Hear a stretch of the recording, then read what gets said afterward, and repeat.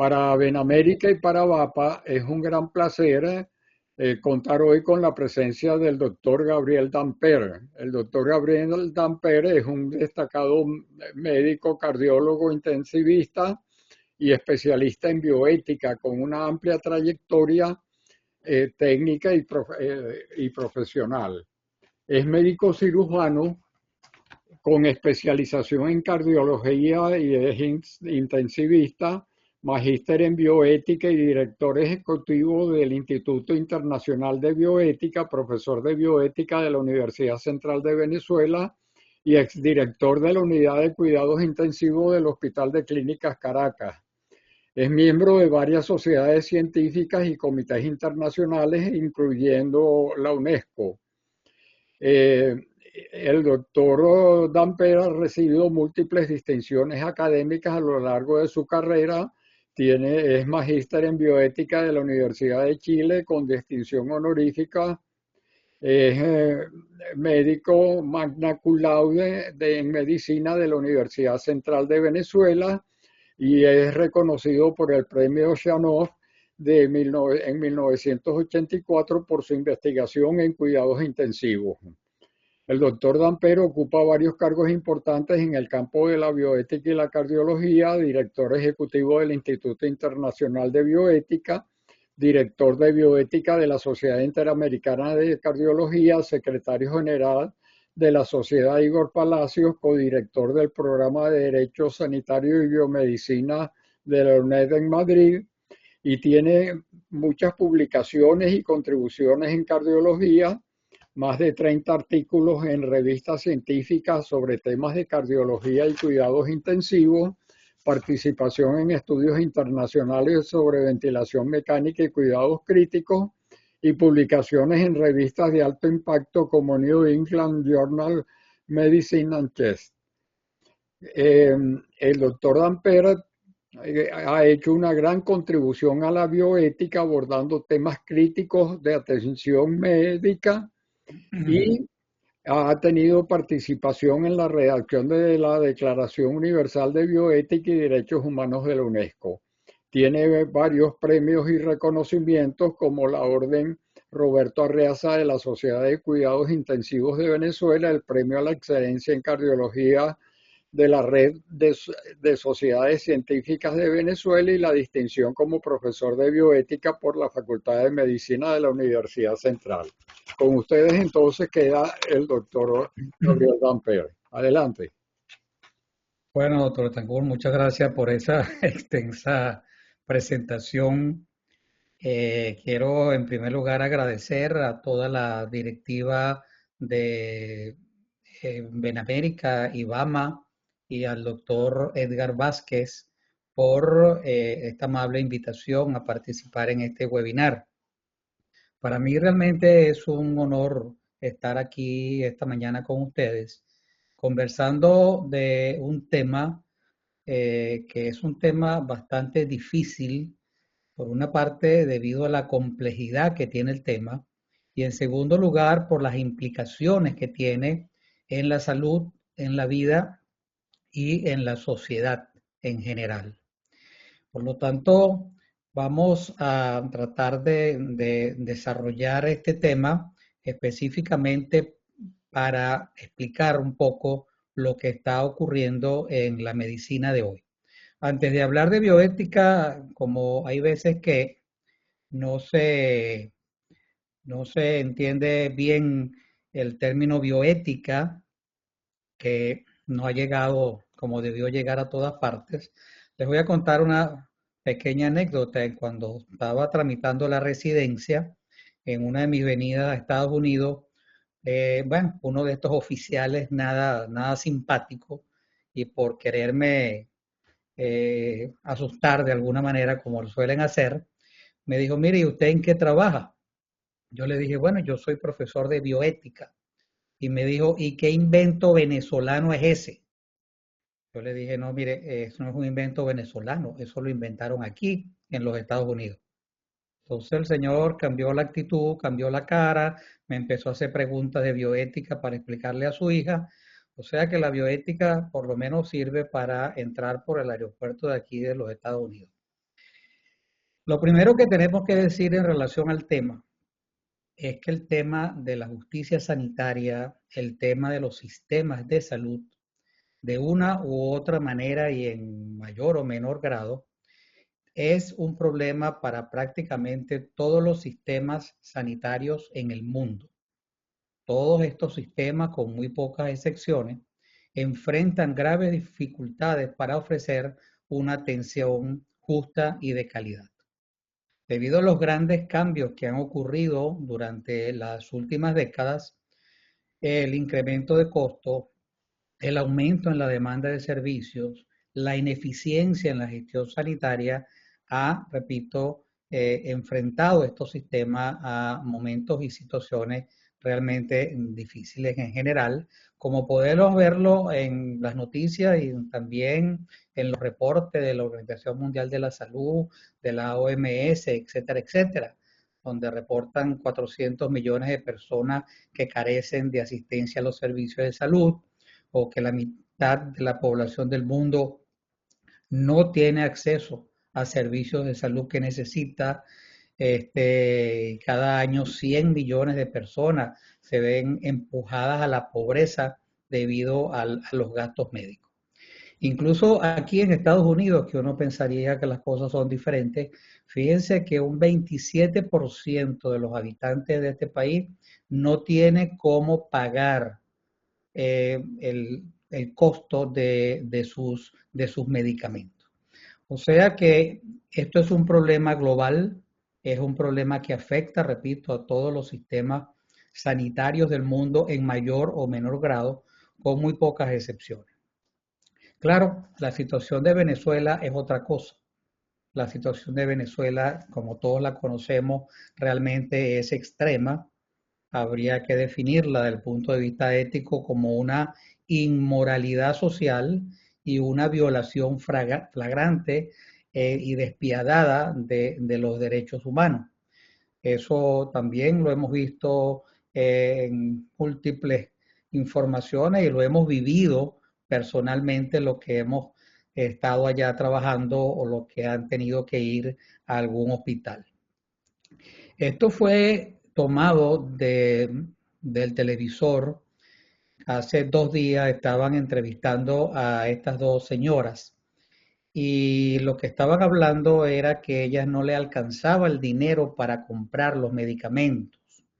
Y entonces esta frase a mí realmente me conmovió y me impactó. Una de ellas dijo, bueno, en lugar de comprar 2 pollos, entonces compro uno para poder pagar los medicamentos. O sea, esto lo que revela es una crisis humanitaria prácticamente extrema. Y el problema básico, como también todos sabemos, es el déficit presupuestario. Una buena parte de la infraestructura está inoperante, los equipos médicos están desactualizados, hay un éxodo de personal especializado, muy baja calidad de atención, los tiempos de estadía son prolongados, mientras todos los sistemas de salud están tratando de acortar los tiempos de hospitalización debido a los gastos que esto implica.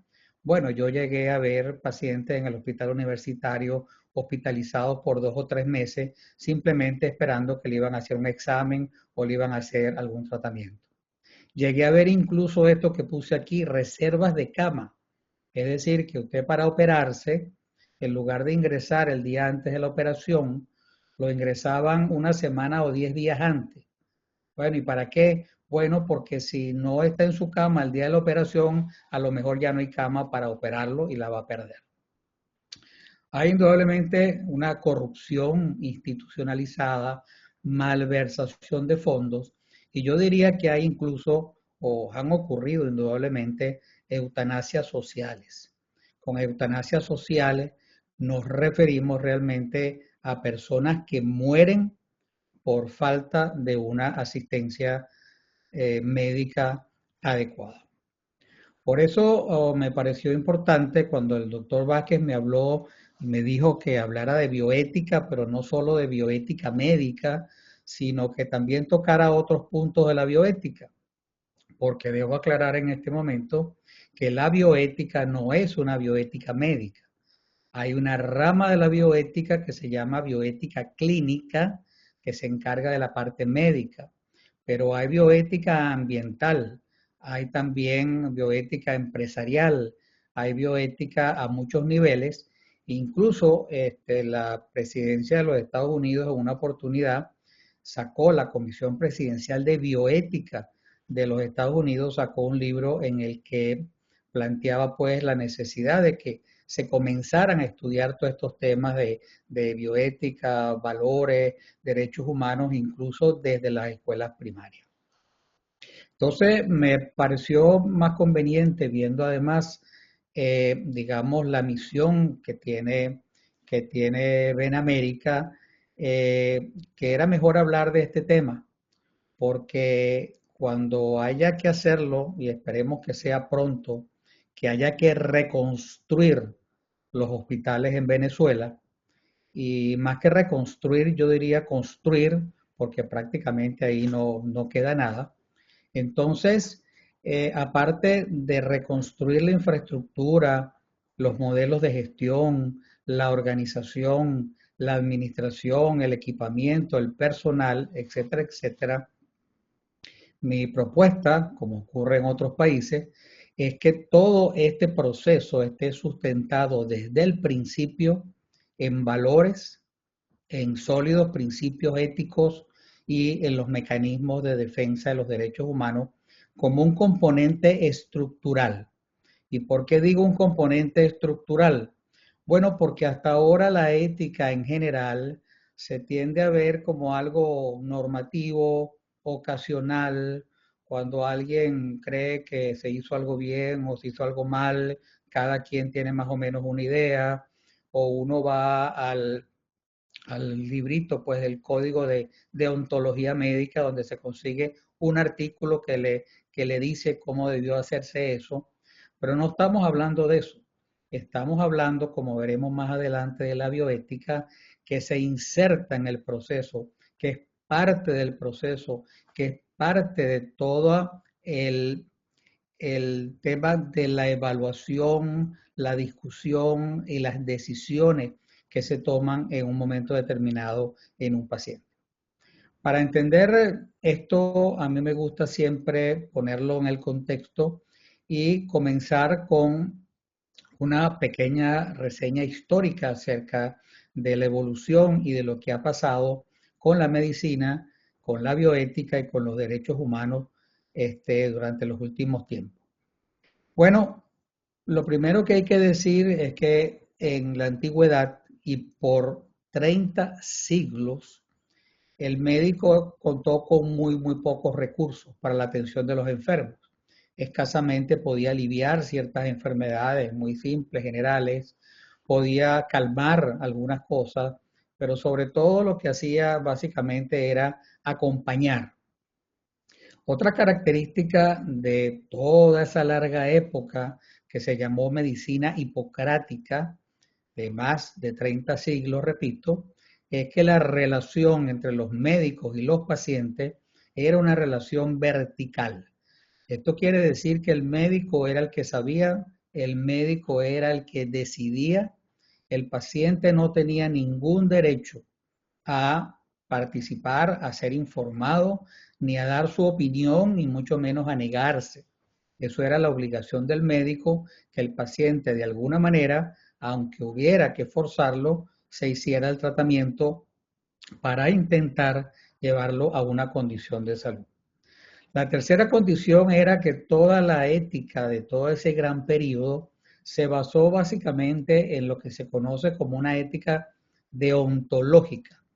Y por eso es que conocemos el Código de Deontología Médico, el Código de Deontología de Enfermería y las éticas de códigos, las éticas deontológicas que parten desde el juramento hipocrático, son éticas, como le digo, que están estructuradas en base a artículos que están preestablecidos, que son prediseñados o decididos con anterioridad y establecen entonces una tabla de comportamiento. que las personas deben seguir, pero que se refieren exclusivamente, como decía antes, a lo que especifica ese artículo en particular. El gran cambio ocurrió después de una larga o este largo periodo que les cuento de más de 24 siglos y de un crecimiento del conocimiento que fue ondulante, pero que el crecimiento fue realmente lento.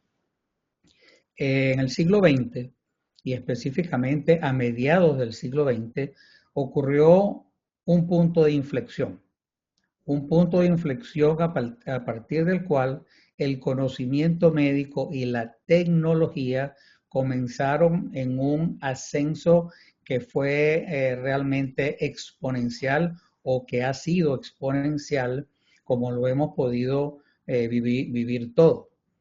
Además, a una gran velocidad fue un crecimiento, o ha sido, perdón, un crecimiento disruptivo y que ha tenido repercusiones importantes en la vida, en la salud, en la calidad de vida. Este tipo o este desarrollo científico-tecnológico afectó todas las áreas del quehacer humano. Es decir, esto entró en todos los ámbitos, vamos a decirlo así, y cambió en gran parte nuestra forma de pensar, nuestra forma o muchas de nuestras formas de hacer las cosas, ha cambiado nuestra cultura, etcétera, etcétera. La medicina fue una de las áreas más impactadas, más beneficiadas con este desarrollo tecnológico. A partir de mediados del siglo XX, el médico comenzó a adquirir una gran cantidad de conocimiento y de recursos de diagnóstico y de tratamiento.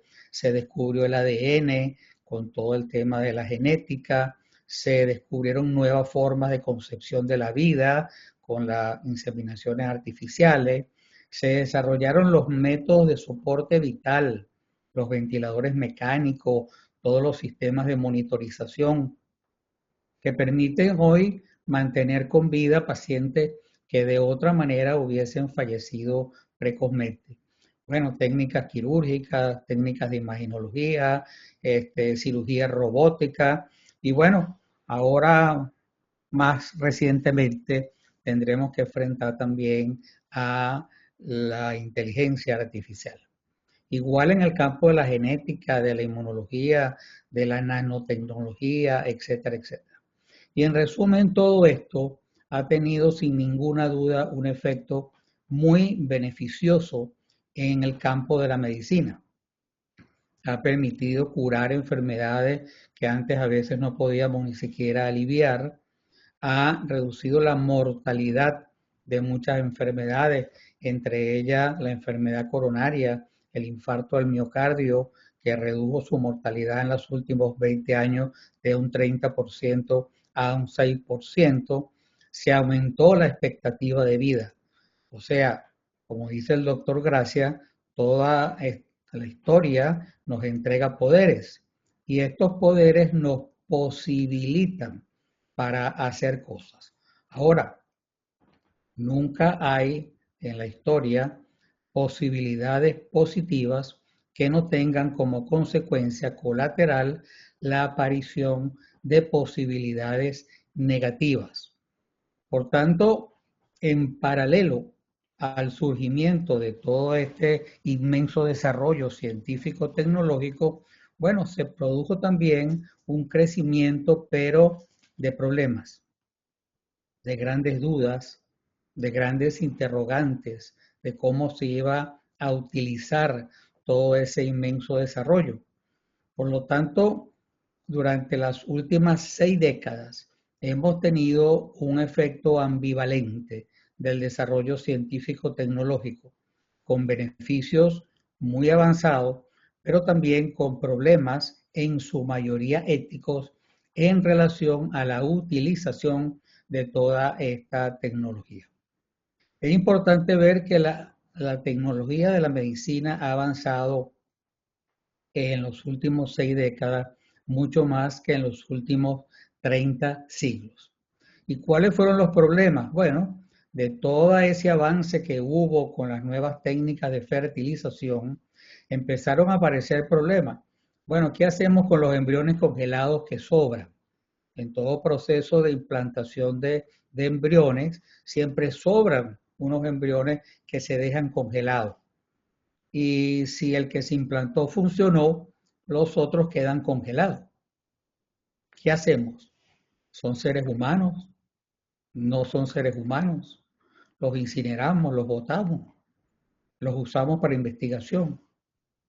Los errores que pueden ocurrir en esa fertilización, el problema de los xenotrasplantes, de trasplantes de órganos de animales, el tema de las células madres o la clonación de embriones, es decir, producir embriones con el único objeto de hacer investigación.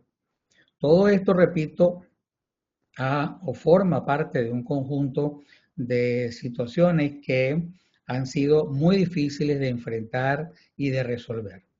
En el otro extremo de la vida, vemos que la tecnología cambió la forma de morir. Durante toda la historia, las personas morían de muerte natural. Una persona se enfermaba y se moría. Ahora, por lo general, las personas van a los hospitales. En los hospitales, si la enfermedad es muy grave, van a cuidados intensivos. En cuidados intensivos se le colocan sistemas de soporte de vida que muchas veces, afortunadamente, les logra, como decía, salvar la vida y de otra manera hubieran muerto. Sin embargo, en algunos casos, que no son infrecuentes, estos pacientes evolucionan mal y quedan conectados a esa máquina de ventilación mecánica y a otros métodos de soporte y surgen entonces las preguntas, bueno, ¿qué vamos a hacer en este caso? ¿Vamos a retirar el equipo y que el paciente fallezca? ¿En qué momento? ¿Por cuánto tiempo lo mantenemos? ¿Se puede o se debe desconectar un paciente en estas condiciones? Los temas del ADN y todo este tema del genoma humano también ha traído problemas importantes. No sé si recordarán a este doctor chino que estuvo incluso preso por hacer un procedimiento que está prohibido, y la razón por lo que está prohibido es que la manipulación del gen o del genoma humano no sabemos qué consecuencias pueda traer sobre las próximas generaciones. Vemos cosas tan extrañas como el primer bebé que nace con 3 padres genéticos, hay la posibilidad de la eugenesia e incluso pudiera haber en algún momento la posibilidad de clonación. Y sobre todo, para generalizar ya y no seguir paso a paso, tenemos serias dudas en general de cómo debemos utilizar de manera correcta los nuevos avances de la tecnología. Uno de los problemas, indudablemente, ha sido el incremento de los costos, porque el incremento de los costos en la atención médica reduce las oportunidades de que muchos pacientes reciban el tratamiento que requieren. Los presupuestos de salud, como en todo caso, son presupuestos limitados y por lo tanto, si los costos van subiendo, el número de personas que se puede beneficiar de la atención médica se va haciendo cada vez mejor. Ese incremento de los costos ha tenido que ver, por un lado, con la tecnología. El aumento de la tecnología implica costos para comprar, reponer, etcétera, etcétera, todo ese gran equipamiento, pero también ha tenido que ver con las mayores exigencias por parte de la población, por algo que veremos un poco más adelante. Eso nos trae una gran inequidad, es decir, no todas las personas pueden recibir el mismo tratamiento en el momento que lo necesitan. De forma tal que yo he dicho que cada vez tenemos más alternativas de tratamiento que podemos usar en menos personas. Otro gran cambio que ocurrió durante las últimas décadas es que aquel modelo paternalista, el que les contaba al principio, donde el médico era quien decidía lo que se debía hacer, en los años 70 del siglo pasado cambió. Es decir, Ahora quien decide es el enfermo. El médico diagnostica, da las alternativas, las discute con el enfermo, pero el paciente como ser autónomo es el que debe tomar la decisión final. Claro, esto muchos pacientes todavía no lo entienden cuando el médico le pregunta, bueno, ¿qué cree usted que debemos hacer? Bueno, usted es el doctor. No, ahora el paciente es el que tiene la potestad de tomar esa decisión. Entonces, estos dos grandes eventos, el desarrollo científico tecnológico que les describí al principio y este proceso que también, que tal vez es uno de los más importantes en la historia de la humanidad, trajeron lo que yo llamaría una nueva era. Y dentro de esa nueva era, una nueva medicina. O sea que podemos decir que la medicina de hoy ya no es ni será la misma medicina que fue durante muchos siglos. Sus logros, sus problemas, sus retos, tanto científicos como morales, son muy diferentes. Debido a eso, la ética deontológica normativa que yo les había hablado, bueno, se hizo insuficiente para enfrentar y resolver los múltiples problemas que acabamos de conversar. Y fue necesario que surgiera entonces una nueva visión ética más amplia, más dinámica, que permitiera enfrentar y resolver las situaciones que se estaban presentando. Fue así como en el año 1937 el doctor Fritz Jarr fue el primero en nombrar la palabra bioética. Sin embargo, no le hicieron mucho caso.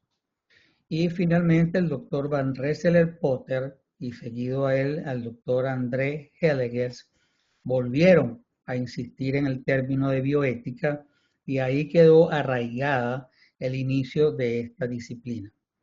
El doctor Van Rensselaer-Potter lo llamó un puente hacia el futuro en un libro que escribió porque él consideraba que era una forma de unir las ciencias con las humanidades.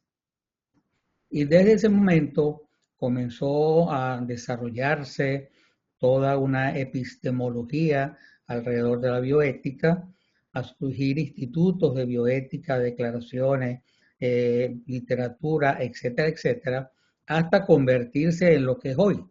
Hoy la bioética es la disciplina con la cual se aproxima o nos aproximamos básicamente a todos los problemas éticos que tienen que ver específicamente con la vida y la aplicación de la biotecnología. Esta bioética funciona con 4 principios, muy sencillitos, o sea que no se les va a olvidar. El principio de beneficencia que exige hacer el máximo bien al enfermo. El principio de no maleficencia, que consiste en reducir al mínimo o eliminar los daños que se puedan hacer. El principio de autonomía tiene que ver con lo que les decía de las decisiones del enfermo. Los enfermos ahora son seres autónomos, son seres de derecho, a quienes hay que respetarle sus valores, la dignidad y la voluntad que ellos tengan en un momento determinado y que hayan tomado de acuerdo a sus valores y a sus principios. Y el principio de justicia que exige pues preservar la relación costo-beneficio, evitar la discriminación y evitar lógicamente el uso indebido de los presupuestos de salud que puedan llevar a condiciones, como dijimos, de inequidad. Esos 4 principios no tienen una jerarquía específica, sino que ante un determinado problema se usa la metodología de la deliberación de hechos y de valores, y de acuerdo a esa deliberación se llega a una determinada decisión que se considera que es la más conveniente o la más prudente. Y ese es el principio que va a prevalecer. Un ejemplo muy típico es el ejemplo de los testigos de Jehová. Testigo de Jehová que se va a operar y dice que él no quiere recibir sangre. Bueno, para el médico, él debe ejercer el principio de beneficencia. Es decir, poner una bolsa de sangre es uno de los procedimientos más sencillos en medicina y con eso él sabe que le puede salvar la vida. Pero el testigo de Jehová, de acuerdo a sus principios religiosos, solicita que no le coloquen la bolsa de sangre. Entonces, el principio de autonomía pasa a estar por encima del principio de beneficencia. Lo que se busca al final, al tomar ya la decisión que se considere la mejor, es que esa decisión coincida con el principio kantiano de que todo ser humano debe ser visto como un fin y no solo como un medio. La bioética funciona, o su brazo operativo son los comités de bioética, son comités multidisciplinarios.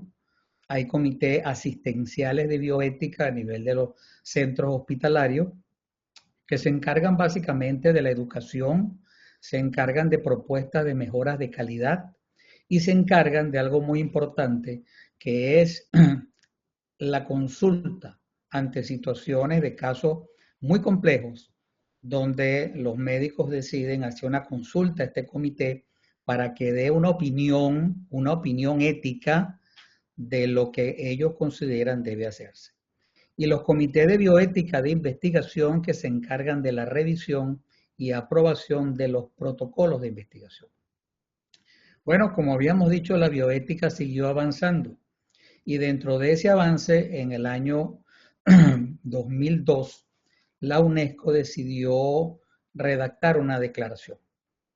Esa declaración, que se llama Declaración Universal sobre Bioética y Derechos Humanos, fue aprobado finalmente en el 2005. Y la importancia es tal que pasó a ser cuarta generación de los derechos humanos. Como sabemos, originalmente en 1948 se firmó la Carta de los Derechos Humanos y luego se separó en dos tratados. Un tratado que se llamaron derechos de primera generación, civiles y políticos, y un tratado que se llamaron derechos de segunda generación, económicos, sociales y culturales. Posteriormente, poco más adelante, surgieron los derechos que se llamaron solidarios o colectivos de la sociedad y finalmente la Declaración Universal sobre Bioética y Derechos Humanos, que viene a ser esa cuarta generación que se ocupa de todos aquellos aspectos, como les dije al principio, que tienen que ver con la vida y con el uso de todos estos sistemas. Como le había dicho, la bioética tiene muchos campos y este es el libro que le había nombrado, donde hay una propuesta de que la bioética sea una bioética para todas las generaciones. Dicho todo esto, podemos resumir de que hay una nueva medicina. La medicina que se ejerce actualmente no es la medicina que se ejercía antes. Gran parte de las cosas, de las tecnologías, de los adelantos, de la forma de hacer las cosas, de la administración, incluso de la medicina, ha cambiado. Ha habido o existen efectos muy beneficiosos, como también dijimos, pero también hay dudas, interrogantes y problemas que en su mayoría, y quiero insistir en esto, son problemas éticos. Y esta dualidad entre beneficios y riesgo establece entonces una dimensión moral. Al tener que escoger entre una cosa u otra, ya aparece una dimensión moral. Y en medicina, permanentemente tenemos que estar escogiendo entre diferentes opciones de diagnóstico, de tratamiento, y al decidir, en ese momento asumimos una responsabilidad moral. Porque como dice el doctor Gracia nuevamente, no todo lo que es técnicamente posible es éticamente aceptable. Y aquí arrancamos entonces con una serie de problemas que vamos a tratar simplemente de ponerlos de ejemplo. Esto no cubre todo, por razones de tiempo no podemos hacerlo, pero sí algunas cosas que nos explican qué es un poco lo que está pasando y por qué hay que insistir en insertar la bioética de una manera más estructural. El primer problema arranca con la definición de salud que hizo la Organización Mundial de la Salud. Es decir, según esto, la salud es un estado de completo bienestar físico, mental y social, y no solamente la ausencia de afecciones o enfermedades. Esto es prácticamente una locura, porque todos, ustedes y yo, estamos enfermos.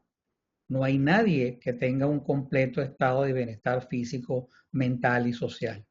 ¿Y a qué ha llevado esto? Esto ha llevado entonces a una insistencia de las personas y de la medicina a que todo el mundo hay que tratarlo y seguirlo tratando porque hay que buscar ese perfecto bienestar físico, mental y social. Desde el punto de vista del principio de justicia, quiero comenzar por el principio de justicia, que es tal vez uno de los más resaltantes y que más problemas trae. En la Declaración sobre Bioética y Derechos Humanos establece que debe haber igualdad, justicia y equidad, que es también lo que representan el principio de la bioética. Como ya dijimos, uno de los problemas que hemos enfrentado o que viene enfrentando la medicina es el problema de la inequidad generada por el incremento de costos. Es como dijo Bernard Shaw en 1906, ¿qué tiene que hacer un médico o una sociedad sofisticada cuando tiene dos pacientes que puede salvar con su tratamiento, pero solo tiene material suficiente para tratar a uno?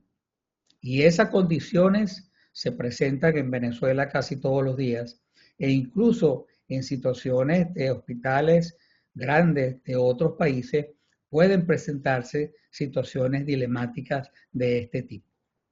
Porque todo este desarrollo tecnológico creó una amplia brecha entre la inversión y los gastos en salud. Es decir, esa brecha se ha ido incrementando en el tiempo y es prácticamente imposible pretender que vamos a poder subir la inversión hasta llegar a los niveles de gastos que tiene la medicina actual. La única manera sería intentar subir un poco los presupuestos de gastos y tratar de reducir los gastos que tiene los costos de la medicina. Pero fíjese qué es lo que pasa. El Instituto de Medicina, lo que le voy a presentar en todas estas láminas, son resultados reportados en revistas científicas de varias partes del mundo, especialmente de los Estados Unidos. Porque, bueno, no hay datos en Venezuela que permitan respaldar todas estas cosas. Queremos reducir el gasto, pero aquí en Estados Unidos se gastaron en el 2015 750 billones de dólares en gastos que han podido evitarse o que simplemente se votaron. Una referencia más cercana, en el 2019 se gastaron entre 760 billones a 935 billones también en gastos que no había por qué hacer. Igual que en el 2023, 1.2 billones de dólares gastados en inversiones que eran potencialmente evitables. Si vemos esta lámina, vemos que el 48% de las personas que no tienen enfermedades crónicas consumen el 14% de los costos, mientras que el 14% de las personas que tienen enfermedades crónicas y limitaciones consumen el 56% de las inversiones. Este elevado o un elevado porcentaje de la inversión en medicina ocurre en los últimos momentos de la vida. Y más del 25% de los costes sanitarios se gastan en el último año de vida. Y con todo y eso, hay reportes como este de la Academia Nacional de Medicina, que como verán ahí lo que informan es que a pesar de todo el esfuerzo que se hace, todavía hay cortocircuitos de ineficiencia que resulta en una pérdida de oportunidades y daño para los enfermos. Es decir, que a pesar de todo eso, no se logra una buena calidad de atención. Claro, ese dinero que se invirtió fue dinero botado y no podía dar ningún tipo de beneficio. Otro de los problemas en relación a los costos ha sido el incremento de la expectativa de vida. Las personas antes se jubilaban a los 65 años, morían a los 67, 68. Ahora la expectativa de vida supera los 80 años. O sea que ese tiempo de la tercera edad ha pasado a ser más largo que la infancia, que la adolescencia. Y ese tiempo implica costos importantes porque estas personas o estos requerimos más atención médica y de mayor costo. Esto ha llegado a veces a un punto tal que a mí me impresionó esta lámina, pero fue cierta, de una noticia de un ministro japonés que decía, bueno, vamos a tener que decirle a la gente que se apure en morir, porque ya el Estado no puede, no puede seguirlos manteniendo. O este premio Nobel que tuvo que vender su medalla para poder pagar sus cuentas médicas. O sea que como vemos, el problema de los costos en salud constituyen un problema muy importante que trae consecuencias muy importantes en la vida y en la salud de las personas. El principio de beneficencia lo que nos dice es que hay que buscar el mayor beneficio del paciente. Sin embargo, ¿cuál es el mayor beneficio del paciente? Bueno, resulta ser que el término beneficio es un término que es variable. Depende de la persona, depende del momento y los médicos tenemos que tomar decisiones en base a probabilidades. Y un alto porcentaje de los tratamientos que utilizamos no tienen evidencias definitivas de efectividad.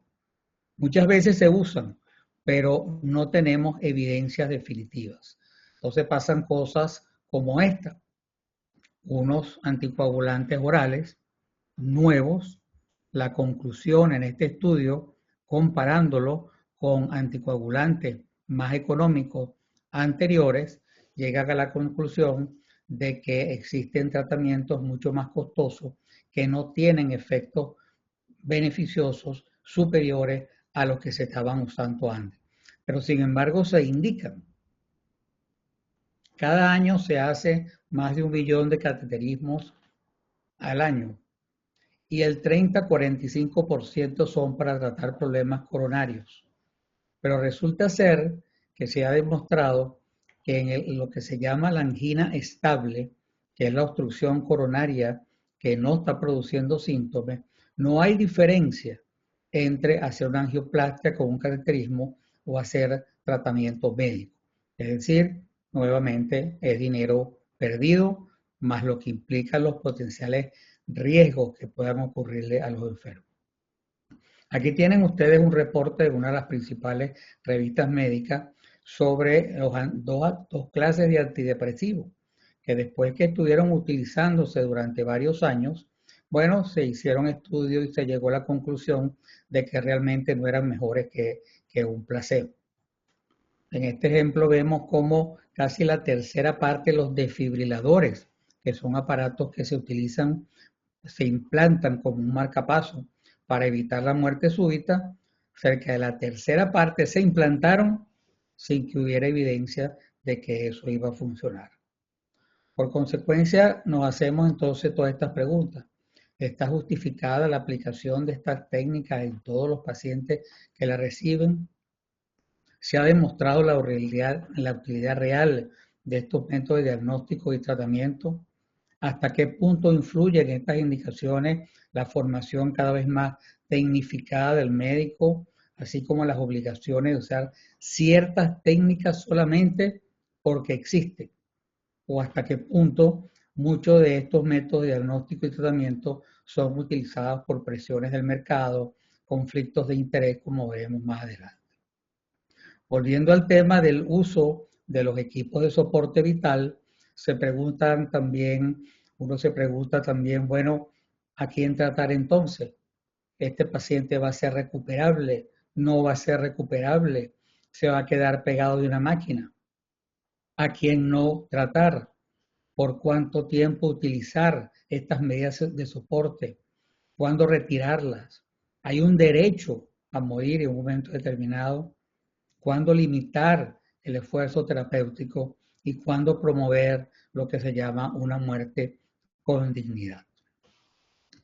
En conclusión, vemos este artículo que hizo una evaluación sobre todos estos aspectos que yo les vengo nombrando y encontraron que el 30% del gasto de salud en Estados Unidos se debe a una sobreutilización de estudios y de tratamiento.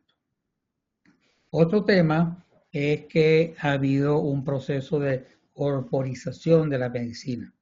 Hay fabricación de patología para luego buscarle tratamiento. Cosas que no eran enfermedades como la prehipertensión, la adolescencia, la menopausia, pasaron a ser enfermedades por un proceso de medicalización corporativa de la vida inducido por los laboratorios, porque existen conflictos de intereses muy importantes. 2/3 a 3/4 de los estudios randomizados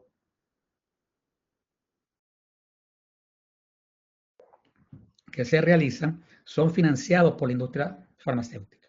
Hay evidencia de que los resultados de estos estudios son diferentes a los reportados en estudios que no son patrocinados por los laboratorios, pero al compararlos, los estudios independientes que no son financiados resultan más favorables los del laboratorio que los que no son del laboratorio.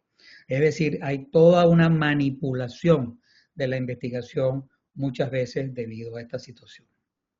Y luego el principio de no maleficencia, lo que nos habla, como les había dicho, es que no se debe hacer daño o se debe reducir al mismo.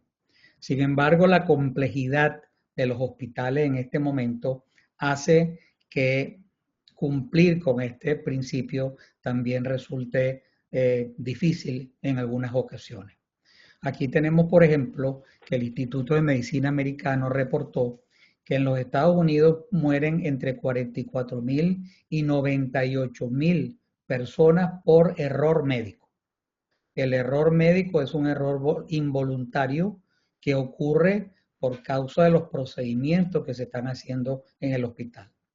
Y eso significa que el 31% de esos errores terminan en la muerte del paciente con unos costos que van entre 17 y 29 millones de dólares. Otra cosa que contribuye a los costos es que la mayoría de las veces, para no decir el 100% de las veces, los médicos desconocen el costo de los medicamentos y de los tratamientos que están enviando y por lo tanto a veces indican tratamientos y procedimientos mucho más costosos o no hay consideraciones de costos a la hora de hacer esa indicación. Y el último, el principio de autonomía. Ya les había explicado que el principio de autonomía se refiere a la condición que tiene el paciente a decidir directamente lo que cree conveniente según sus valores. Es un nuevo modelo de relación basado en lo que ustedes habrán oído como consentimiento informado y que lo que busca es el respeto a la dignidad, a los derechos, a la autonomía y a la voluntad de los enfermos. El problema es que este consentimiento informado no se ha logrado implementar. En Venezuela prácticamente no se utiliza y esto es un derecho fundamental de los enfermos. Muchas veces el enfermo no lo entiende porque el médico que no tiene tiempo viene y le explica lo que se le piensa hacer de una manera técnica o de una manera muy corta que el paciente no entiende. Por lo tanto, los médicos con frecuencia tenemos que enfrentarnos a todas estas interrogantes. ¿Cuál tratamiento debo usar? ¿Cuál tratamiento tiene la mejor evidencia? ¿Debo tratarlo? ¿No debo tratarlo? ¿Cuándo suspenderlo si no está haciendo efecto? ¿Qué criterios debo utilizar para estas decisiones? ¿Quién debe decidir? cuál es la mejor alternativa en términos de costo-beneficio. Y esto ha llevado a que los médicos hayan entrado en un alto porcentaje en lo que se llama un burnout. Ese burnout ha producido que un 30-40% de los médicos presentan algún tipo de trastorno mental y un 10 a 12% presentan riesgo suicida, de los cuales un 8.6% en algunas estadísticas se han suicidado. Y para cerrar con broche de oro, ahora nos viene entonces el tema de la inteligencia artificial con todas las complicaciones éticas que pueda tener y que en este momento no vamos a nombrar. Ahora, todo lo que yo les he dicho no se resuelve solamente, como dije al principio, aumentando la inversión. Aquí vemos esta tabla donde se ve que la inversión en salud de Venezuela es solamente un 5% del PIB, pero la inversión de los Estados Unidos es un 20.7%. Y ya vimos que la calidad de la atención médica en los Estados Unidos no es mucho mejor, como lo vemos aquí, que la de otros países como Canadá, que invierte un 11 o un 12%, o como Chile, que invierte menos de un 10%. Por lo tanto, el problema no es tanto la cantidad de dinero que se invierte, sino la administración, la gestión, que ustedes sabrán de eso mucho más que yo, ya que se han dedicado muchos de ustedes al manejo de grandes corporaciones. O sea que, como dice el doctor Callahan, estamos en la peor combinación. Un incremento demográfico con mayores exigencias, una demanda por una asistencia médica de alta calidad, grandes mejoras en las posibilidades de tratamiento, pero con fondos económicos insuficientes para hacer que esta combinación sea sustentable. Y ante esta realidad, lo único que nos queda es educar.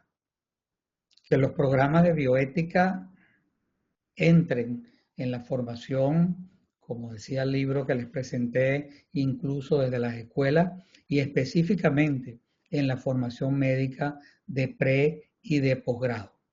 Porque incluso muchas veces el problema es que no se diagnostica el problema ético. Se diagnostica un problema en un enfermo o en una situación o en una institución y se atribuye a que es un problema administrativo o que es un problema legal, cuando en realidad es un problema ético.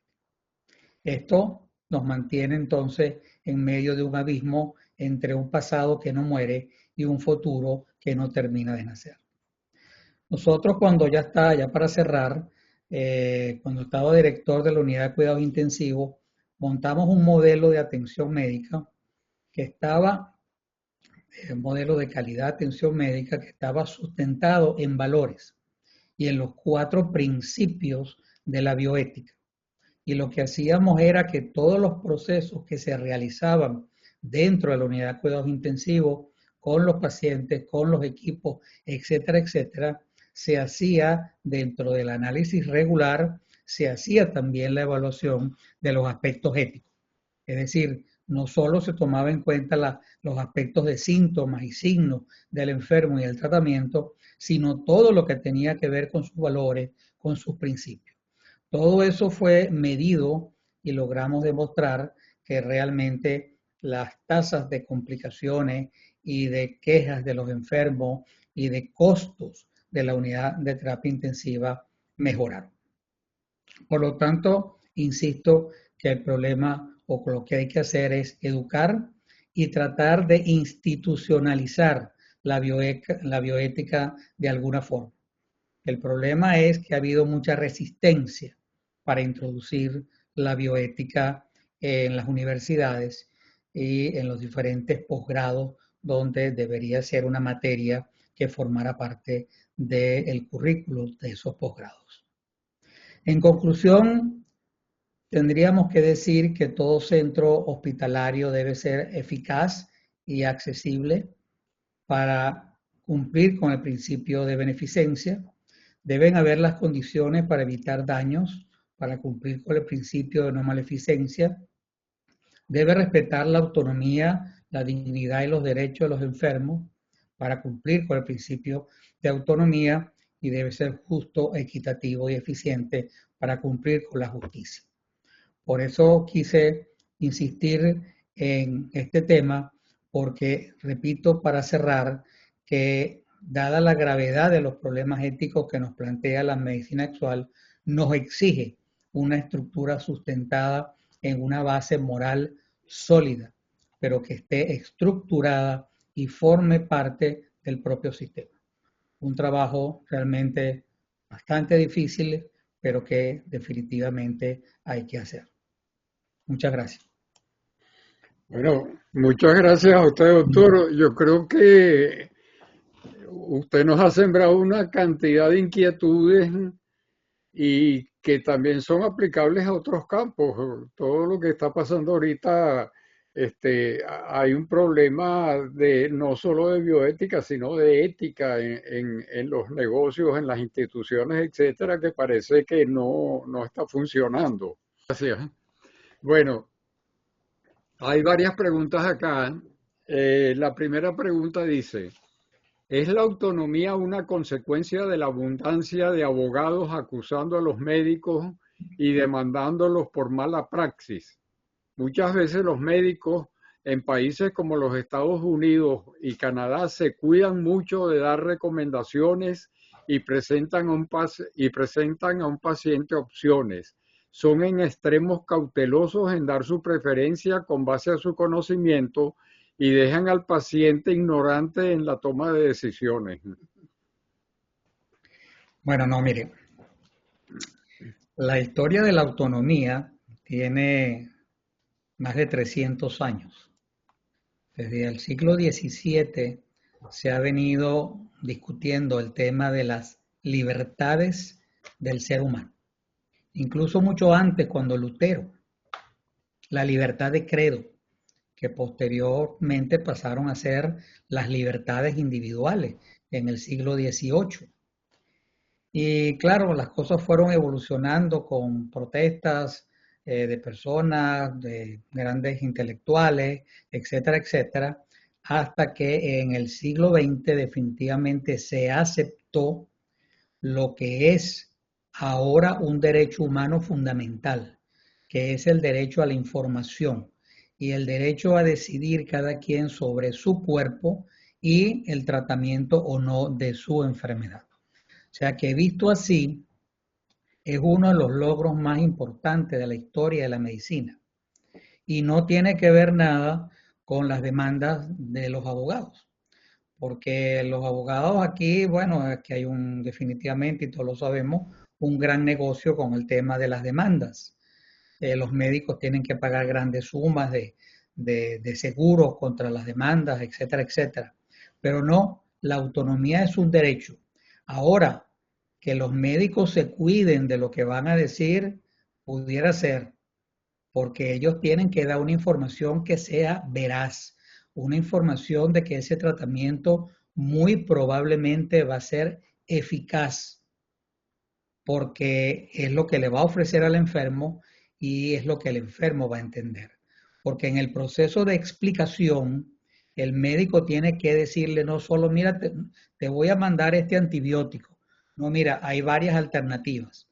Aquí tenemos la alternativa de hacerte una cirugía o la alternativa de probar primero con un antibiótico. Este antibiótico puede producir estos efectos colaterales. Este debe producir otros efectos colaterales para que el paciente decida. Si el médico no le hace una explicación adecuada, el paciente sí puede quejarse y decir, doctor, usted no me explicó. Yo conozco una oportunidad, a un paciente lo operaron de la próstata, quedó con incontinencia y fue al médico y dijo que lo iba a demandar porque no le había dicho que eso podía pasar. Y si él hubiera sabido que eso podía pasar, hubiera preferido morirse de cáncer y no operarse. O sea, esto es un derecho fundamental y que hay que verlo así. Lo que pasa es que todavía no hemos aprendido a visualizar la importancia que tiene. Pero las personas tienen el derecho, otra vez, un derecho fundamental a recibir la información del médico y a tomar sus propias decisiones, aun cuando esas decisiones podían significar, por ejemplo, en un paciente terminal, que diga yo no quiero que me hagan más nada, que me dejen morir en paz, que es una de las cosas que se busca ahorita con toda esta tecnología, es no tener que morir metido en unos aparatos, sino que simplemente llegado un momento la persona pueda tomar la decisión de decir, mire, ya yo no quiero más tratamiento, ya yo sé que mi situación no la van a poder curar y yo para quedar en estas condiciones de invalidez prefiero simplemente que no me hagan más tratamiento.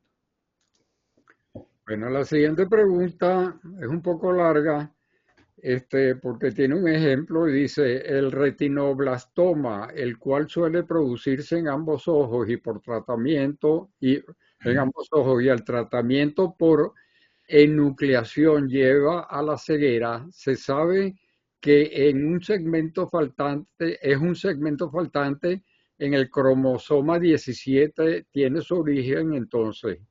Antes de la concepción se puede detectar entre la madre y el padre quién tiene el cromosoma defectuoso y en principio se puede hacer microcirugía después de la concepción para reemplazar ese cromosoma defectuoso y lograr un ser libre del problema. ¿Cómo se manejaría este caso dentro de la bioética clínica? Bueno, mire, indudablemente que los avances de toda la genética y la manipulación del genoma han tenido adelantos realmente extraordinarios. La técnica para hacer ese corte de ese gen y reemplazarlo por otro gen que no traiga ese problema existe. Por ejemplo, ese médico chino que les enseñé para que a dos muchachas que eran gemelas no adquirieran el SIDA y tenían una alta probabilidad, él le hizo un tratamiento genético y lo pusieron preso por varios años. ¿Por qué? Porque uno de los grandes problemas de la manipulación del genoma es que no sabemos, repito, qué efectos pueda tener sobre las próximas generaciones o incluso que pueda ser utilizado para manipular el genoma humano para producir una especie de eugenesia. Ya, por ejemplo, se escogen, las personas pueden escoger cuando es un método de inseminación artificial, puede escoger ciertas características del hijo, etcétera, etcétera, y separan los cromosomas para que todo eso exista. Pero ya manipular el genoma puede traer consecuencias que son realmente impredecibles. Y mientras no se adelanten más las averiguaciones sobre las eventuales consecuencias y cómo resolverlas, eh, digamos, se le ha puesto un ban al tema del tratamiento de la manipulación genética. Va a ser una gran técnica. La enfermedad de célula falciforme también es un solo gen que está alterado y que se pudiera corregir. En estos días salió la noticia de un niñito que también le hicieron un tratamiento genético de cambio de un parte de un genoma y le lograron curar la enfermedad. Pero son casos, repito, que por lo general son experimentales y están sometidos a ciertas condiciones de control. No es un tratamiento ahorita que uno pueda decir, bueno, yo voy a ir para que me cambien este gen, a ver si entonces se me quita esta enfermedad o no me da la enfermedad o no le da a mi hijo. Y eso es importante. Es un tema netamente de bioética, porque fíjense que la tecnología existe. El problema bioético es cuando se utiliza. Y como la bioética parte de que el tratamiento debe ser eficaz, debe ser beneficioso y debe reducir los daños, desde el punto de vista ético, no se debe hacer un tratamiento en el que no se tenga seguridad de que va a ser beneficioso y que pudiera traer eventualmente daño o costos que no estarían justificados. Ok. Hay dos temas muy controversiales en el campo ético-médico, el derecho al aborto y el papel de la industria de seguros médicos, al decidir qué tratamientos cubren o no, donde un médico no tratante es quien decide si el seguro paga o no. En su opinión, ¿cómo ve la bioética estos dos casos? ¿Quién tiene la razón? Bueno, mire, en el caso de los seguros, yo he criticado duramente eso que usted está diciendo. He llegado a decir que quien hace la indicación médica no es el médico, sino el seguro.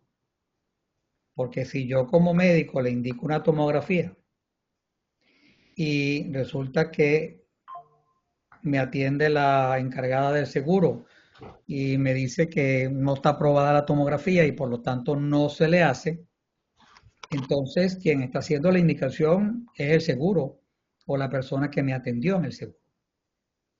Es decir, el seguro debería aprobar todo aquello que está en un contrato claramente especificado y no negarse por razones que no hayan sido previamente contratadas. Esa es una situación que también tiene que ver con la bioética, pero tiene también que ver con la ley. Es decir, debería haber una ley que prohibiera a los seguros dejar de pagar cosas que la persona había contratado. Mire, yo pagué por este seguro que dice que me cubre tal cosa y usted me está diciendo que no me la va a cubrir. Es decir, eso debería funcionar así. En la práctica, desafortunadamente, las compañías de seguro, con todo el poder que tienen, logran pasar por encima de la ley o hacer lobbies y hacer muchas otras cosas. El otro día estaba acompañando a una paciente a una cirugía y estaba el hijo trabajando ahí en la clínica, estábamos todos sentados ahí trabajando, y él estaba trabajando ahora como se trabaja por vía de internet. El trabajo de él como abogado era encontrar en cada caso que había sido hospitalizado y había que pagar la cuenta, encontrar de qué agarrarse para no pagar la cuenta. Y igual que él, hay miles de personas. O sea que ahí más que un problema ético, porque hay un problema ético, ahí se está haciendo un daño al enfermo, sin ninguna duda, porque no se le está retribuyendo una cantidad que en justicia le toca. Es un problema legal porque debería corregirse las leyes para que eso no ocurriera. En cuanto al aborto, también tenemos una mezcla aquí entre la ética y la ley. De acuerdo al principio de autonomía, una persona pudiera abortar si así lo desea. El problema es que en ese tema se meten las leyes, se meten las ideologías y entran también las religiones. Por ejemplo, para la religión cristiana, desde el momento de la concepción, desde el momento en que el espermatozoide entra en el óvulo, ya eso es una persona. Y por lo tanto, como es persona, no pudiera hacerse un aborto porque se estaría matando a una persona. Según la religión judía, ellos piensan que no es así, sino que hay que esperar 3 meses y en esos 3 meses, cuando el embrión ya esté implantado en el útero, es que puede entonces decirse que es un ser que es potencialmente persona, pero no antes que eso. Por eso es que muchas de las legislaciones permiten los abortos en los primeros días o en las primeras 2 semanas, considerando que para ese momento todavía ese embrión no ha sido implantado. Es más, muchos embriones hasta se pierden y no llegan a implantarse. Entonces, para concretar, la persona tiene su derecho como autónomo, como ser autónomo, a tomar su decisión. La ley de cada país, de cada estado, luego establece unas determinadas condiciones que ya son legales. Y las religiones influyen también sobre todo esto. Por lo tanto, ¿quién tiene la razón? Bueno, dependerá entonces de la ley, dependerá de la religión de esa persona y dependerá pues de la autonomía que tenga esa persona que quiere abortar. Es lo mismo, yo soy un gran partidario del derecho a la muerte. Yo que trabajé en cuidados intensivos durante 40 años, vi gente que estaba en una condición que era peor que morirse. Es decir, llega un momento en que ya usted no puede hacer nada, está en una enfermedad terminal muy avanzada, está con gran dolor, con gran sufrimiento Y yo digo, bueno, pero si hay un derecho a nacer, debería también haber un derecho a morir, a yo morir en paz, lo que se llama ahora el buen morir, morir sin dolor, morir sin sufrimiento, morir sin incapacidades. Bueno, prácticamente eso no se ha aceptado en la inmensa mayoría de los países. Creo que nada más 8 o 10 países aceptan la eutanasia, por ejemplo. Entonces, el derecho a morir viene a ser equiparable a lo otro. Es decir, también significa la muerte de una persona. Y ahí la bioética lo que tendría que buscar son las razones que otra vez a través de una deliberación llegue a lo que considere la opción que es más prudente y que más beneficie a esa persona.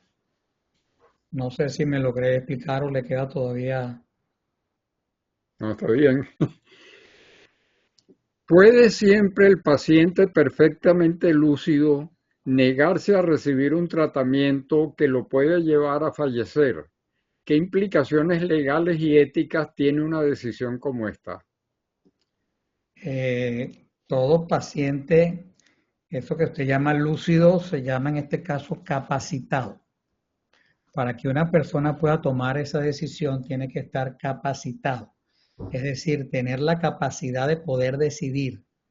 No la puede tomar una persona que está deprimida, no la puede tomar una persona que tiene algún trastorno mental, pero una persona que está como cualquiera de ustedes o como yo, podemos decidir, yo no quiero eso aunque me muera. Le puse el caso al testigo de Jehová. Los testigos de Jehová se niegan a recibir sangre y tienen una alta probabilidad de morirse. Y aún así, a mí me tocó tratar testigos de Jehová, y aún así ellos prefieren morirse a recibir sangre. Porque si reciben sangre, pierden su derecho a ir al cielo. Es más, hubo un caso en el hospital universitario de un testigo de Jehová que solicitó no recibir sangre durante una cirugía cardiovascular. Bueno, los cirujanos, cuando estaba anestesiado, en medio de la operación, necesitaron ponerle sangre y entre todos se pusieron de acuerdo, mira, simplemente se la ponemos y no le decimos nada. Bueno, lo hicieron así, lo cual otra vez es una violación de un derecho humano fundamental, pero lo hicieron así. El paciente cuando se recuperó 2 o 3 días después, como todo en la vida, se enteró. Subió al piso 10 del hospital universitario y se lanzó. Es decir, contra los valores no se puede. Es decir, el que tiene valores bien arraigados, por los valores se vive, muere. Por lo tanto, si una persona está capacitada para tomar una decisión, puede decidir perfectamente si recibe o no un tratamiento. Conozco ahorita una paciente con cáncer, un cáncer ya avanzado.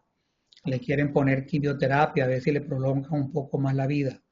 Pero estamos hablando de unos meses más con mucho dolor, con limitaciones, y ella simplemente dijo, no doctor, no me ponga la quimioterapia.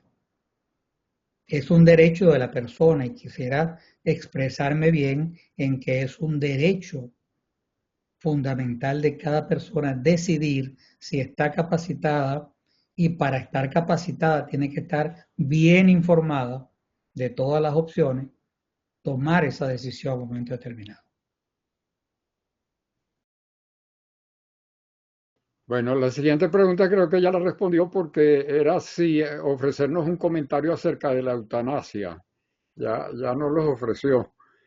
Este, ¿Cómo proceder ante algunas enfermedades prevenibles con vacunas que si una persona se niega a vacunarse puede afectar a una gran población? Bueno, ahí también hemos caído. Pero mire, durante mucho tiempo el tema de la vacuna, en el tema de la vacuna no había autonomía.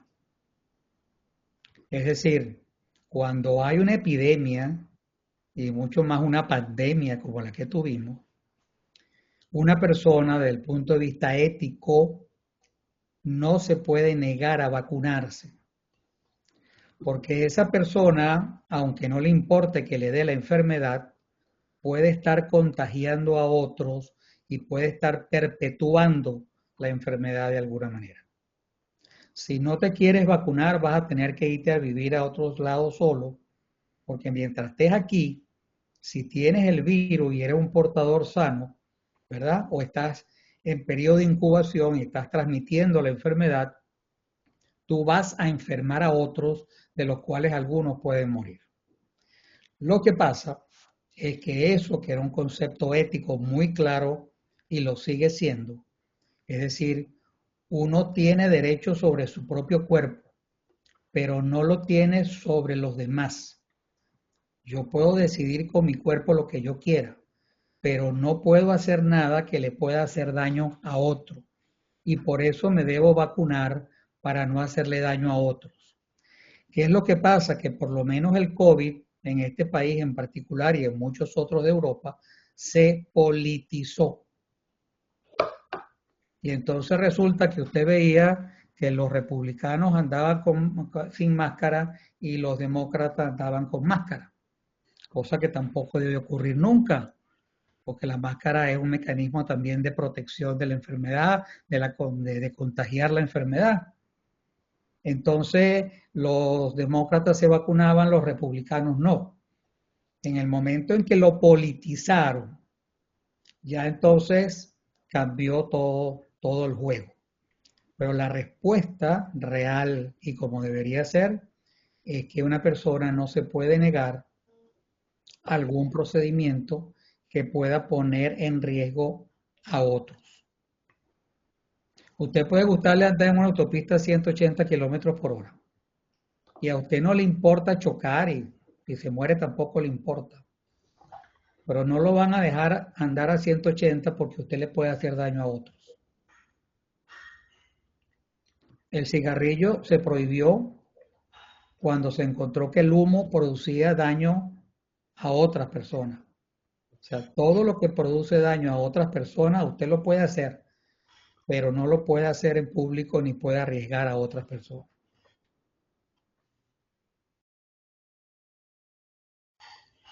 Aquí hay una última pregunta que creo que ya está respondida, pero se la hago de todas maneras.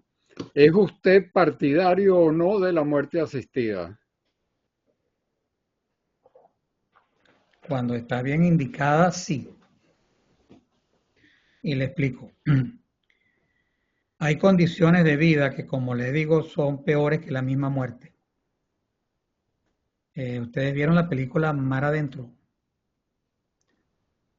La película Mar Adentro trata de un paciente español que siendo muy joven se quedó tetrapléjico. Eso quiere decir que no podía mover un brazo ni las dos piernas. Es decir, pasó 30 años en una cama donde tenían que darle toda la asistencia. Y él tuvo esos 30 años solicitando una eutanasia o un suicidio asistido en España, esto ocurrió en España, y se lo negaron por la ley. Eso fue someter a ese señor a 30 años de sufrimiento, de estar tirado en una cama sin poder hacer absolutamente nada. Es decir, hay condiciones de la vida donde la persona puede decir, mire, yo en estas condiciones no quiero seguir viviendo. Y otra vez, si está capacitada mentalmente para tomar esa decisión, tendría derecho a tomarla. Volvemos al cáncer, puede producir dolores terribles, situaciones absolutamente incontrolables. Ah, no, pero usted tiene que aguantar el dolor. Y usted va a seguir así mientras yo esté vivo, usted va a seguir vivo también, aunque le duela todo lo que le duela. Usted ha visto pacientes, por ejemplo, en una condición que tienen una cuadriplegia, es decir, que no pueden mover nada del cuello hacia abajo. Hay personas que lo toleran, que tienen quien lo ayude con mucho cariño y ellos quieren seguir viviendo así. Pero hay personas que no quieren seguir viviendo así. Yo en mis directrices anticipadas, que es algo que desde el punto de vista bioético se debe hacer, es dejar por escrito y registrado qué es lo que uno quiere que ocurra cuando ya no pueda decidir, porque si no, otro va a decidir por usted. Yo tengo claramente escrito que llegado cierto momento no me hagan más nada. O sea, eso es un derecho y es un derecho que en este país se respeta. ¿Qué puede opinar acerca de los efectos colaterales que produce el COVID y o las vacunas contra el COVID? Eso se ha comprobado. ¿Puede ser una justificación para no ponerse la vacuna? Bueno, esa es una pregunta importante porque, como le decía, todo medicamento, sin excepción, tiene efectos colaterales. Hasta una aspirina que usted se tome le puede producir una úlcera. Entonces, una vacuna también tiene efectos colaterales y la vacuna del COVID tiene efectos colaterales. Entonces, ante una situación de ese tipo y sabiendo que pueden haber efectos colaterales, lo que usted tiene que saber es cuáles son las probabilidades de que usted en su condición que está, se lo pongo de otra manera, una persona de muy alto riesgo, asmático, fumador, hipertenso, con problemas renales, que le da un COVID y se muere, él dice, mire, aunque esto me dé efectos colaterales, yo me pongo la vacuna. O yo prefiero, porque lo que sí es cierto es que si la vacuna tiene efectos colaterales, su probabilidad de que esos efectos colaterales ocurran son realmente muy bajos. Entre la probabilidad de un efecto colateral de magnitud, de importancia, o que usted se enferme de COVID y pueda morir con el COVID, entonces ya hay una decisión personal. No, yo esas vacunas, como existen los no vacunas, yo no me pongo vacuna.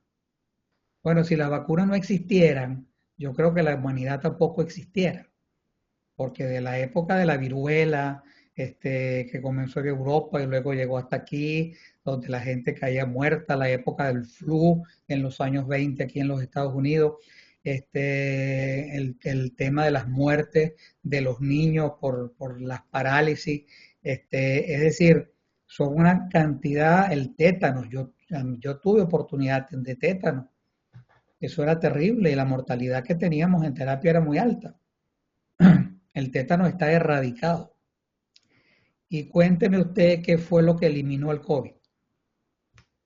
¿Qué acabó con el COVID para que de repente, en unos días, ya no hay COVID? O sí, sigue por ahí dando vueltas, pero ya no hay una pandemia de COVID. La única razón fue la vacuna. No hubo ningún tratamiento. Había tratamientos para evitar eventualmente las complicaciones y esas cosas. Disculpe, Nunca que hubo no un le escuché. tratamiento La para única evitar. razón fue que, disculpe, ¿Ah? le perdí esa parte. Dígame. La única razón de que desapareció el COVID, esa parte se la perdí. La ¿Cuál vacuna, fue la razón de que desapareció el COVID? la vacuna, porque no hubo ningún tratamiento nunca para evitar que le diera el COVID. Los tratamientos que se desarrollaron fue para evitar que el COVID se complicara o que las personas de riesgo les bajara un poco el riesgo de mortalidad.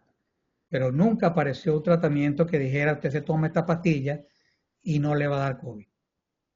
Por lo tanto, lo único que de repente hizo que desapareciera, aunque sigue rodándole, repito, pero ya no como pandemia, fue la vacuna.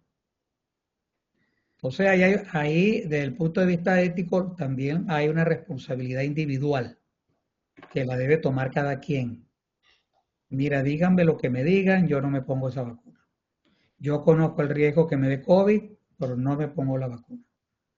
O no, mira, yo me pongo la vacuna, aunque pueda haber una probabilidad. Yo les dije al principio de la charla que en medicina todo se maneja por probabilidades. En medicina no hay nada seguro, nada, absolutamente nada. Todos son probabilidades. Entonces, ¿cuáles son las probabilidades en mi caso particular de un efecto colateral? Y en base a eso, cada quien debe tomar su decisión. de acuerdo a su autonomía. Bueno, con esto finalizan las preguntas del chat. Vamos a pasar al derecho de palabra por un minuto, por favor, estrictamente. Hay dos personas hasta ahorita anotadas. La primera es Jorge Sajía. Adelante, Jorge. Muy buenos días. Excelente charla, que no hace sino ratificar el éxito que han tenido estos webinars de VAP y Ben American, por lo cual me felicito por enésima vez a Carlos y Eduardo. Doctor Gabriel, excelente su charla, realmente todo lo explicó también en un punto tan neurálgico que tiene que ver con la salud y con la vida. Yo recuerdo que cuando estaba en bachillerato, por el año 64, 65, vi una película donde la trama era una señora, no me recuerdo ni el título de la película, ni qué se desarrolló, ni nada, pero él debía ser testigo de Jehová. El trama de la película era que la señora estaba en sala de parto y había que hacerle una transfusión, no sé si para salvarla a ella, salvar el feto, lo que sea, y el marido se oponía a la transfusión. Y la película se desarrolló en eso. A la final como que no pudieron hacerle la transfusión y salvaron el feto y la señora se murió porque no pudieron hacerle la transfusión. Nada más quería hacer ese comentario. Seguramente usted recuerda esa película. No, yo ahora contesto. Sí, adelante. Bueno, mire, el marido no se puede negar a eso, a menos que la esposa estuviera incapacitada. Pero si la persona estaba capacitada para decidir, era ella la que tenía que decidir. El marido no puede decidir por ella que no le pongan una transfusión que la puede llevar a la muerte de ella o del recién nacido. Y eso tiene que quedar muy claro. Cuando una persona no está capacitada para decidir, existe lo que se llama un subrogado. Y el subrogado es la persona que va a decidir por usted. Ese subrogado, por ejemplo, es su familiar más cercano, en este caso sería el esposo. Pero sería ser en una circunstancia en la que ella estuviera incapacitada. Pero por otra parte, aunque ella estuviera incapacitada, él como subrogado no puede negarse a hacer cosas que pudieran causarle a ella un perjuicio. Yo tuve un caso de una señora que era otra vez testigo de Jehová y el esposo no lo era. Y entonces había necesidad de ponerle sangre a la señora y el esposo se oponía. Y nos acusaba de que la estábamos matando, el esposo y el hijo. Pero la señora se negaba a ponerse la sangre. Entonces, desde mi punto de vista, yo estaba dispuesto a no ponerle la sangre. Pero bueno, el esposo y el hijo insistían y decían que nosotros estábamos matando a su esposa. En aquel momento yo estaba en Caracas, no me pregunte qué milagro ocurrió porque llamé a la fiscalía a las 11:30 de la noche. La fiscalía, porque cuando hay un conflicto que ya se pasa, debe entonces consultarse a la ley. Llamé a la fiscalía, no sé por qué milagro me atendió el fiscal que estaba de turno. Fue a la clínica Caracas, porque lo que digo, aquí ocurrió una especie de milagro. Habló con la señora, habló con el esposo e hizo un acta explicando que la señora tenía derecho a negarse a recibir sangre. Esa señora se salvó, sobrevivió, porque cuando uno dice no poner sangre no quiere decir que no ponga otras cosas que traten de evitar la muerte de la persona. Como no quieres sangre no te hago más nada, no. Uno tiene que intentar sin la sangre salvar la vida. Pero en este caso la señora se salvó y la misma fiscalía aceptó el derecho de la persona a negarse. Pero el marido sí no se puede negar a que le hagan algo a la esposa. Aunque sean de religiones diferentes, de creencias diferentes, de ideologías diferentes. Este señor como lo que quería era salir de la esposa. No, hay una película de los años 65. ¿Cómo se llama? La no salió nunca en escena, ella estaba en el quirófano, probablemente anestesiada. ¿Cómo se llama? El lío era él con los médicos. Bueno, entonces ella no estaba capacitada para decidir. ¿Cómo se llama la película? Es que no recuerdo nada, hace muchos años, ¿no? Porque En el año 65. la única condición válida es que esa señora haya sido testigo de Jehová y por estar incapacitada le tocaba al marido como subrogado decidir. Y él, como ella era testigo de Jehová, se negó a recibir la sangre. Esa explicación. Este era el caso, una pareja de la Sí. misma religión, ella estaba en sala de parto, yo creo seguramente había que hacer una cesárea para salvar el feto y él no lo permitía, pues. Tiene la palabra Jorge Cancoff. Bueno, doctor, muy interesante su presentación. Yo en mi caso, pues seguro que los otros hemos aprendido mucho, pero mi pregunta va dirigida hacia Venezuela. Yo tuve la oportunidad de trabajar en la reestructuración del Seguro Social y sometimos una ley al Congreso donde se privatizaba la salud de Venezuela, es decir, los hospitales y los ambulatorios pasaban al sector privado y el Seguro Social se convertía en un ente administrativo como es en la mayoría de los países. Y en esa ley copiamos mucho lo que había en Estados Unidos, inclusive en Canadá y en la Comunidad Económica Europea. Entonces, mi pregunta para usted es, ¿piensa usted que nosotros, ante un cambio evidente y esperemos que sea pronto, en Venezuela deberíamos de ir en esa dirección, en privatizar la salud en Venezuela? Sí, mire, los modelos de gestión de los sistemas de atención sanitaria o de asistencia médica son muy, pero muy variados. Desde sistemas totalmente privados, como el que existe en los Estados Unidos, hasta sistemas básicamente públicos, como los que existen en varios países de Europa, y sistemas mixtos, como siempre existió en Venezuela, es decir, una medicina pública y una medicina privada. Es perfectamente factible que usted lo atiendan, que usted a la persona, perdón, o al paciente lo atiendan en un sitio privado y que alguna forma de subsidio, que puede ser del Estado, que ha entendido un poco qué es lo que María Corina ha propuesto en su programa, entonces pague esa atención. Por ejemplo, en Chile, yo tengo un alumno mío que está trabajando en terapia intensiva en Chile. Él trabaja en una clínica privada de Chile, pero cuando los hospitales públicos no tienen capacidad para recibir a un paciente, lo refieren a esas clínicas privadas y el Estado le paga a la clínica privada los gastos. O sea, todos esos modelos son factibles.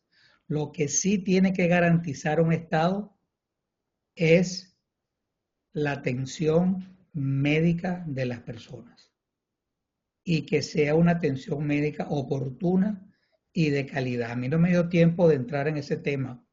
Por ejemplo, es diferente lo que es la salud de lo que es la asistencia médica.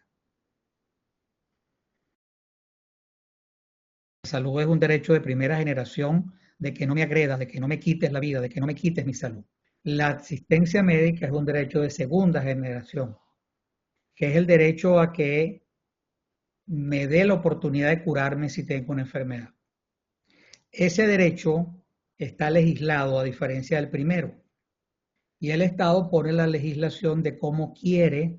Yo tenía hasta un gráfico, pero no me daba tiempo de explicar esa parte, de cómo debe estar estructurado un sistema de salud. Y ese sistema de salud debe partir de un marco general, que es la ley, debe tener entonces un modelo de gestión y debe tener un determinado presupuesto y cómo gestionar ese presupuesto. Usted puede perfectamente hacer ambulatorios privados que atiendan personas que no tienen recursos. Ahora tendría que llegar a un acuerdo con ese consultorio privado de cómo se va a hacer el pago de los gastos de ese paciente. Bueno, con esta pregunta ya no hay más nadie. No, Eddie Ramírez. Adelante, Eddie. No se te oye, Edith. Edith, no se te oye. Muchas gracias, doctor Damper. Hemos aprendido y disfrutado con su excelente charla. Usted mencionó la problemática de los laboratorios y las investigaciones con sesgo. Pero como saben, muchas veces los humanos nos vamos en la ley del péndulo, ¿no? Entonces, como consecuencia de que existen esos casos, mucha gente desconfía totalmente de las medicinas y insiste mucho en la medicina alternativa y de que todas las medicinas que salen de los laboratorios es únicamente con fines de lucro. ¿Cómo ha visto usted la tendencia en los últimos años con este aspecto? Bueno, mire,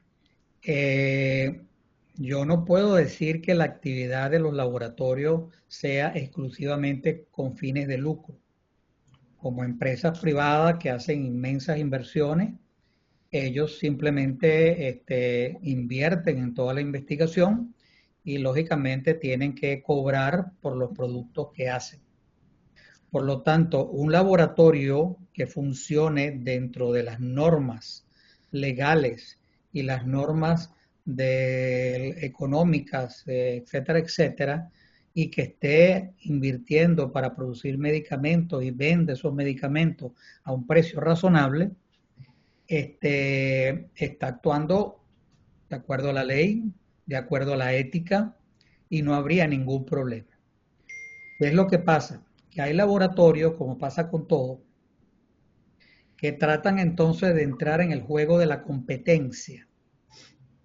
Y entonces, para yo competir con otro laboratorio, porque tengo un producto similar, entonces yo empiezo a manipular a través de propaganda, etcétera, etcétera, que mi producto es mejor. Y pudiera ser que mi producto no sea mejor, pero sí es más caro. Y la persona pudiera caer en que con el producto es mejor, prefiere pagar el precio más caro, cuando en realidad hay uno más barato que tiene el mismo efecto. ¿Quién tiene que resolver eso? No es que usted se vaya a una medicina naturista ni nada de esas cosas. Ahí la responsabilidad es del médico, de decirle, mire, esta medicina que yo le estoy mandando es una medicina eficaz para lo que usted necesita. Y es una medicina, porque hay parte de la responsabilidad del médico, cuyo costo está justificado, porque hay otras que son más costosas. Por ejemplo, con esta medicina que estuvo muy de moda, el Ozempic, que realmente era para diabéticos, pero lo usaban para adelgazar, salió una competencia más barata. Pero las personas entonces comenzaron a pasarse a la que lógicamente era más barata. Y empezó la discusión de si era que no servía igual que la otra. Y resulta que sí, eran iguales. Es decir, usted podía comprar la más barata y el efecto iba a ser el mismo. Pero la respuesta se la debe dar su médico, quien tiene toda la literatura, tiene toda la bibliografía para saber si esa medicina es igual que esta, si la relación de costo-beneficio se justifica, y entonces decirle, no, mire, esta es la medicina, o usted se puede comprar esta que es más económica, que le va a hacer el mismo efecto. Aquí se usan, por ejemplo, mucho los medicamentos genéricos que se llaman. Cuando una medicación pierde la patente, ya lo pueden empezar a producir otros laboratorios, y esos salen más económicos porque ellos no tuvieron que invertir en todo el proceso. Esos medicamentos son perfectamente válidos y deben ser tan eficaces como el original, si hay buenos controles de calidad. Porque en Venezuela, por ejemplo, no habían controles de calidad sobre esos medicamentos genéricos. Entonces, muchos medicamentos genéricos que salían más baratos no funcionaban, no servían para nada. Pero si un medicamento tiene controles de calidad y su médico le dice, mire, sí, cómprese el más barato porque no hay diferencias, usted lo puede tomar con toda confianza. No tiene por qué irse a buscar otra cosa. No hay más preguntas ahorita. Entonces vamos a cerrar aquí la charla formal, que es la que repartimos, y vamos a pasar a la sobremesa. Entonces, muchas gracias, doctor. Yo creo que nos ha clarificado una gran cantidad de cosas que son bien interesantes y vamos entonces a dejar que Carlos conduzca la sobremesa como es la costumbre. Adelante, Carlos. Gracias, Eduardo. Oye, gracias, Gabriel. Ha sido una excelente conversación, interesante, Gracias. que aclara muchos puntos. Yo tenía una pregunta que siempre me preocupa. Yo asesoré a dos grupos médicos muy grandes, como era el Hospital San Juan de Dios y el Hogar Clínica San Rafael. En ambos casos, había la preocupación por parte de los directivos del hospital de que ellos no estaban llegando a los más pobres como era su función.